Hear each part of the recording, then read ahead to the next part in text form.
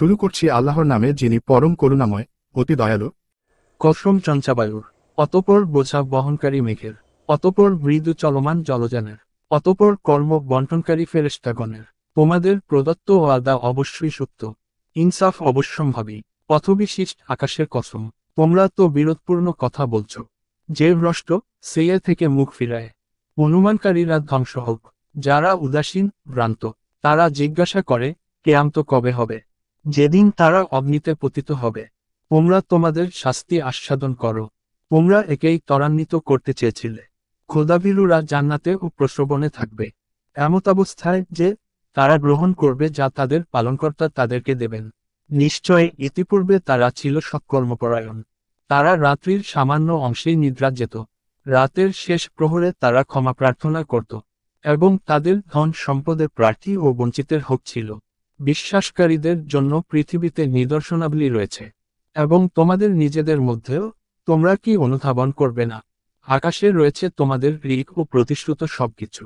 নভমণ্ডল ও ভূমণ্ডলের পালনকর্তার কসম, তোমাদের কথাবার্তার মতোই এটা সত্য। আপনার কাছে ইব্রাহিমের সম্মানিত মেহমানদের বৃত্তান্ত এসেছে কি? যখন তারা তার কাছে উপস্থিত হয়ে বলল, সালাম, তখন সে বলল, সালাম। এরা তো অপরিচিত লোক।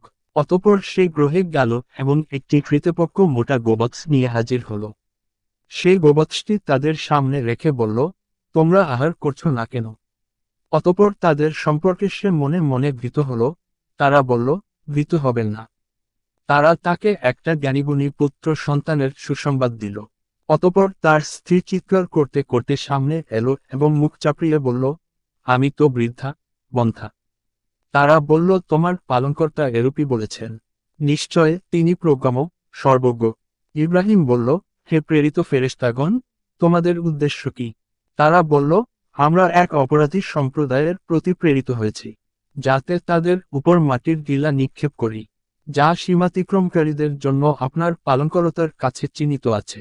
অতঃপর সেখানে যারা ঈমানদার ছিল, আমি তাদেরকে উদ্ধার করলাম, এবং সেখানে একটি গৃহ ব্যতীত কোনো মুসলমান আমি পাইনি। যারা যন্ত্রণাদায়ক শাস্তিকে ভয় করে, আমি তাদের জন্য সেখানে একটি নিদর্শন রেখেছি।